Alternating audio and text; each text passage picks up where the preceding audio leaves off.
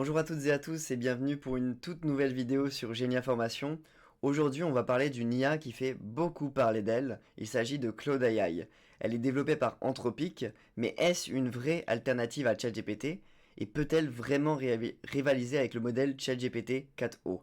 Si vous cherchez une IA performante pour vos tâches du quotidien, mais que vous hésitez entre plusieurs outils, cette vidéo est faite pour vous. Nous allons voir ce que Claude peut faire, en quoi il diffère de ChatGPT et surtout dans quel cas il pourrait être plus intéressant que ChatGPT.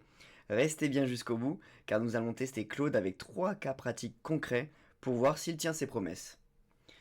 Tout d'abord, donc, qu'est-ce que Claude AI? Claude AI, c'est un modèle d'intelligence artificielle conçu par Anthropic, une entreprise fondée par d'anciens chercheurs d'OpenAI, tout comme Perplexity par exemple.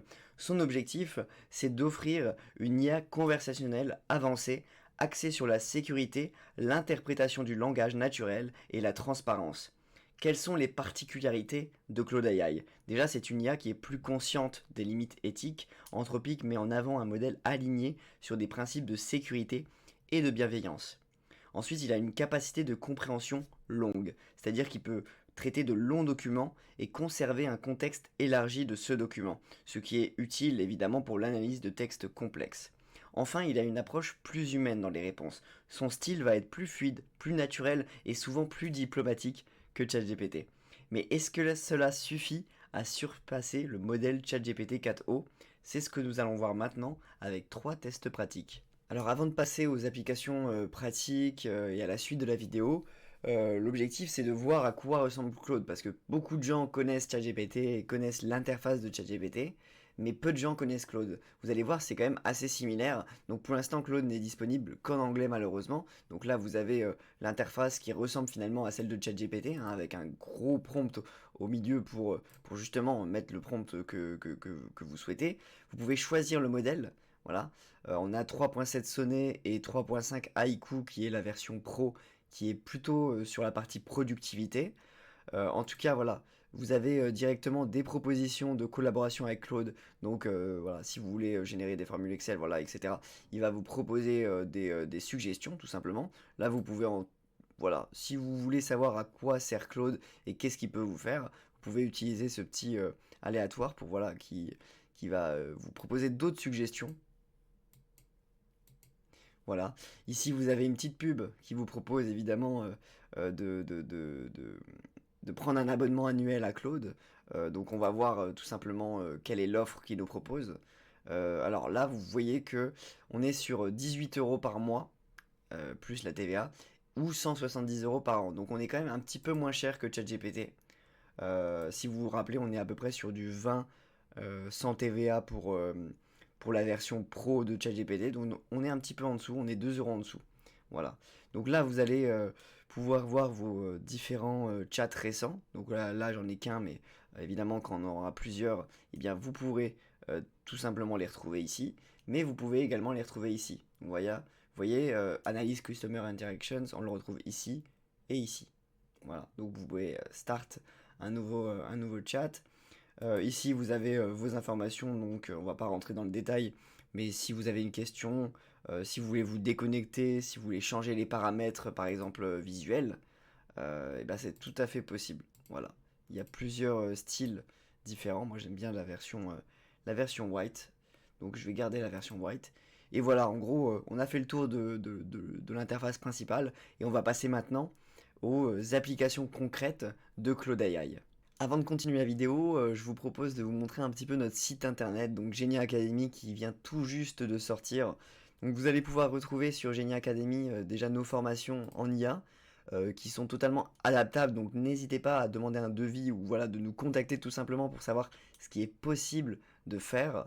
Donc vous avez déjà nos premiers programmes de formation déjà en RH puis en marketing qu'on vous propose. Et si vous avez besoin de tester votre niveau ou si vous êtes curieux de savoir quel est votre niveau en intelligence artificielle, n'hésitez pas à tester, donc à vous tester avec un questionnaire de 30 questions et un barème qui va déterminer votre niveau. Donc si vous avez entre 1 et 10 points, vous êtes plutôt débutant, donc vous avez peu de notions sur l'IA, mais c'est super intéressant parce qu'il y a beaucoup à apprendre. Si vous avez un niveau entre 11 et 20 points, c'est un niveau intermédiaire, donc vous avez des connaissances et une compréhension de l'écosystème. Et si vous avez un niveau avancé, entre 21 et 30 points, c'est que vous avez une maîtrise de l'IA générative et de son environnement. Mais dans tous les cas, vous allez avoir un corrigé détaillé et des explications pour mieux comprendre vos erreurs. Donc n'hésitez pas à faire ce petit test. Voilà, ça dure entre 7 et 15 minutes selon votre rapidité. Et voilà, ça ne coûte rien, tout simplement. Alors le premier affrontement qu'il va y avoir entre ChatGPT et Claude, c'est de résumer un article qui fait 10 pages. Donc cet article-là, je vais vous le montrer, je l'ai téléchargé juste avant, qu'on a utilisé également dans une précédente vidéo. C'est un cours sur la guerre froide tout simple. Donc j'ai choisi ce cours parce que je pense que ça parle un petit peu à tout le monde.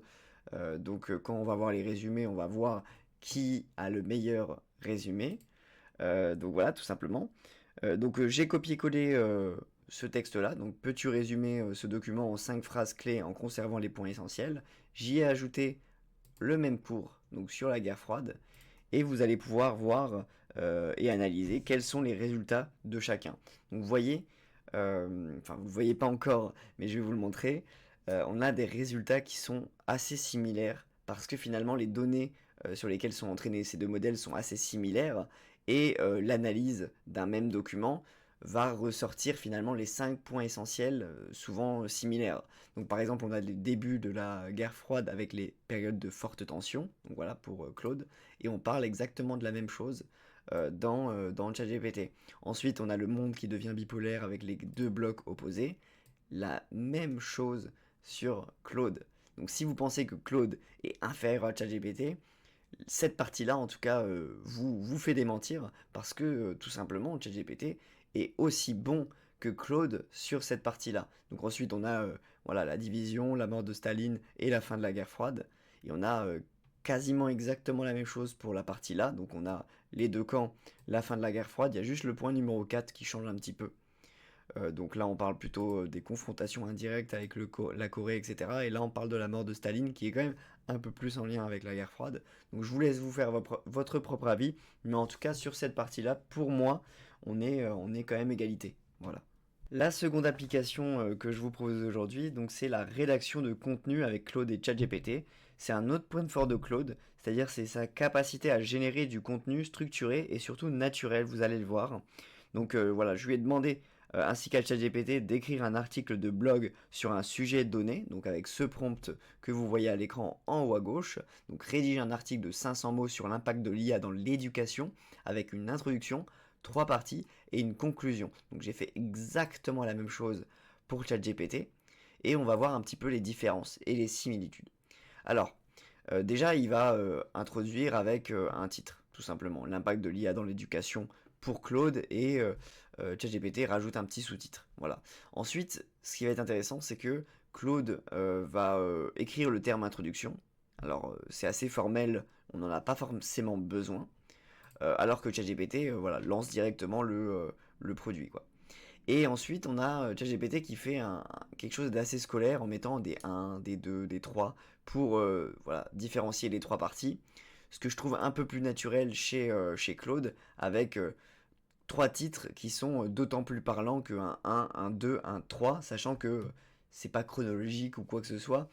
Et quand c'est pas chronologique, vaut mieux garder des titres qui sont voilà, qui expliquent exactement ce qu'il y a dans le paragraphe. Donc par exemple la personnalisation de l'apprentissage de l'IA, la transformation du rôle de l'enseignant évidemment dans l'ère de l'IA, et il y a toujours des défis éthiques et sociaux. On va voir les trois qu'a proposé ChatGPT, ça va être à peu près la même chose, vous allez le voir. Donc une personnalisation déjà accrue des apprentissages, l'automatisation des tâches administratives, donc ça c'est quelque chose qu'on n'a pas dans Claude, et une meilleure accessibilité à l'éducation. Donc c'est quelque chose qu'on a plus ou moins dans la proposition de Claude. Et moi ce que je préfère dans la proposition de Claude, c'est qu'on parle dans un premier temps des étudiants, ensuite on parle des enseignants, et ensuite on parle des défis éthiques et sociaux. Et vous vous rappelez, en introduction, je vous ai dit, on est vraiment sur la partie sécurité, bienveillance, etc. Donc Claude va plus pouvoir naturellement pousser des concepts qui sont liés à l'éthique et à la partie sociétale de la technologie, et donc en l'occurrence de l'IA générative. Donc là, je donnerai quand même un petit avantage à Claude, même si finalement un mix des deux serait l'article parfait par rapport au prompt demandé. La dernière application que je vous propose aujourd'hui dans ce duel entre Claude et ChatGPT, c'est la partie programmation. Donc c'est un point où ChatGPT excelle, mais Claude, est-ce qu'il peut rivaliser réellement? Donc on va voir en testant un problème de code de Python, tout simplement. Donc on a un prompt qui va être similaire, comme vous l'avez compris, comme pour les autres applications, entre Claude et ChatGPT. Donc c'est le suivant. Donc peux-tu écrire une fonction Python qui prend une liste de nombres et retourne la moyenne en vérifiant qu'il n'y a pas de valeur nulle? La même chose a été écrite pour ChatGPT. Donc vous allez voir dans la partie vraiment application de ce qui a été demandé, c'est-à-dire la partie là, c'est exactement la même chose. Parce que tout simplement on a Python et Python a une seule façon de faire fonctionner cette demande-là. Par contre, ce qui va être intéressant, c'est de voir les exemples que propose en un seul prompt et sans qu'on lui ait demandé Claude. Voilà, comme vous le voyez à gauche, il va vous proposer un exemple qui va être valide, donc d'insertion dans Python, et des exemples qui vont générer des erreurs. Donc par exemple, il y a cette erreur-là, donc la liste vide. Donc c'est ce pourquoi on a demandé à Python, à Claude de générer une fonction Python et la partie valeur nulle. Alors que ChatGPT va se contenter de faire ce qui lui a été demandé.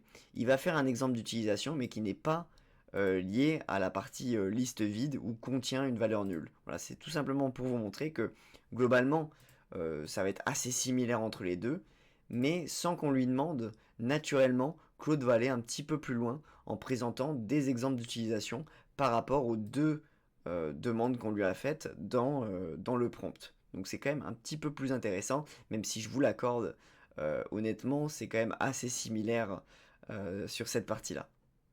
Alors, en résumé, nos recommandations, déjà, est-ce que Claude AI est une alternative crédible à ChatGPT? Oui, si vous cherchez par exemple un assistant conversationnel qui privilégie la clarté et la structure. Oui également, parce que c'est un excellent outil pour résumer de longs textes. Oui également, parce que c'est une IA qui écrit des articles fluides et bien argumentés. Cependant, il reste derrière ChatGPT pour 3 points. Déjà, la programmation avancée et l'optimisation de code. ChatGPT est pro dans ce domaine, même s'il est moins performant que Gemini, il est quand même plus performant que Claude sur ce point. Évidemment, ChatGPT est impossible à égaler pour la partie créativité dans certains textes. Et enfin, les interactions sont beaucoup plus dynamiques et contextuelles dans ChatGPT. En résumé, Claude, c'est une alternative très intéressante, mais pas un remplacement total. Il peut être totalement complémentaire à ChatGPT selon vos besoins. Voilà pour cette présentation et ce comparatif entre Claude AI et ChatGPT. Que pensez-vous de Claude alors? Avez-vous déjà testé l'outil? Dites-nous en commentaire en tout cas votre avis. Si vous voulez aller plus loin dans l'IA, Génia Formation propose des formations complètes pour maîtriser ces outils et les exploiter au maximum de leur capacité. Pensez à liker, vous abonner et à activer la cloche pour ne rien manquer, en tout cas aucune de nos prochaines vidéos sur l'IA générative, sur la productivité. Et n'hésitez pas à nous demander des sujets de vidéos en commentaire si vous avez des idées. A très bientôt sur Génia Formation.